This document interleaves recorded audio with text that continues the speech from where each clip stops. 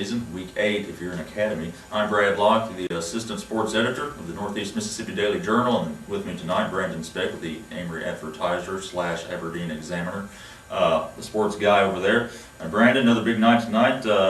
Had some last-minute heroics, had some big offensive fireworks in some games, some tight ones in OT. So let's get right to the ranked teams. Actually, before we do that, thanks to the Nettleton cheerleaders for hooking us up here with this nice banner, and the Tiger cheerleaders worked on that quite a while apparently. If you want to get something like this on here for the rewind, contact Todd Vineyard, 842-2611, 842-2611. We'd like to have something like this every night. So Nettleton, our cheerleaders of the week, if you will. More on the Nettleton Tigers football team in a moment.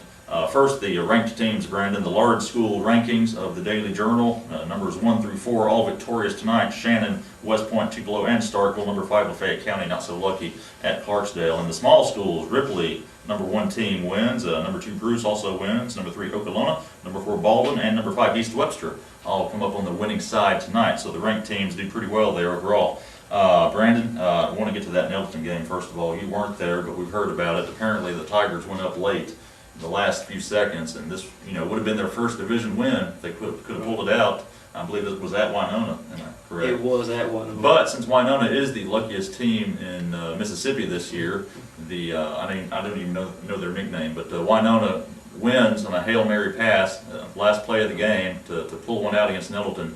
That goes with Winona's 2 one-point wins already this season, so you can't beat that. Also, South Panola getting a scare tonight, falling behind 14-0 to Columbus, but the Tigers' winning streak is intact.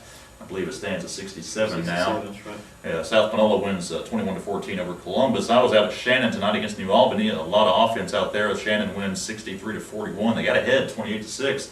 And then next thing you know, in the third quarter, New Albany's within a touchdown at 35-28. But Shannon's offense could not be slowed down, so they had a couple of big scoring plays there to answer the New Albany rally, and Shannon goes on to win. The total offense for Shannon tonight, I believe, was 652 yards. Total offense for the Red Raiders. So they've been doing that all season long.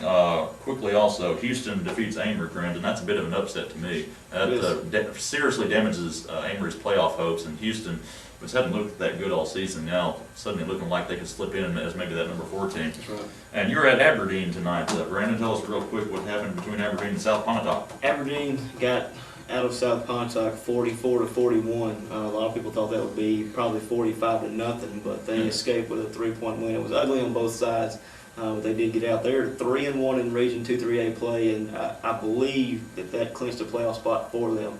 So those 3 spots with Louisville, Winona, and Aberdeen will be locked up, and Amory severely hurt their chances getting beat. So it's probably going to be Amory or Houston in that 4th spot, and Houston really got a leg up tonight with that win.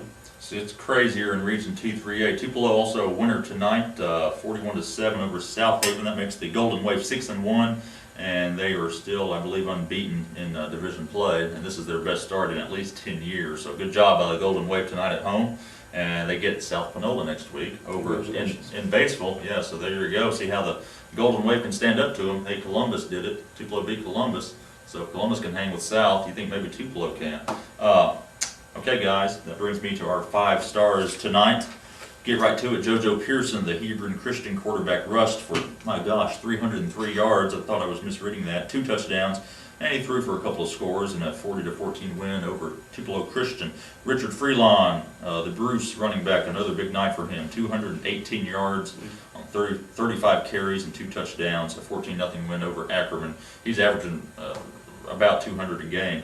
Keon McGoy for Shannon, 208 yards on 13 carries, 2 touchdowns, and a 56-yard touchdown pass in that win over New Albany. Bo Brown, the Boonville running back, had 4 touchdown runs in a 35-0 win over North Pontotoc. And Michael Ledbetter, going back to that Shannon game, had a huge night. He was, I believe, 16 of 29 passing for 426 yards, 6 touchdowns for Mr. Ledbetter. So he's having a great year. You look at Ledbetter and Freeland and Chad Bumpus for Tupelo, and Just off the top of my head, those are the 3 guys in the running for the Offensive Player of the Year that the Daily Journal hands out. Also give out a Defensive Player of the Year award.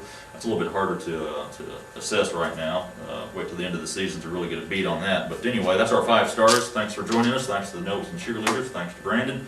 Join us again next week for the Northeast Mississippi Rewind, and on Thursday for the Northeast Mississippi Scouting Report, where we will talk to an area coach about his game coming up.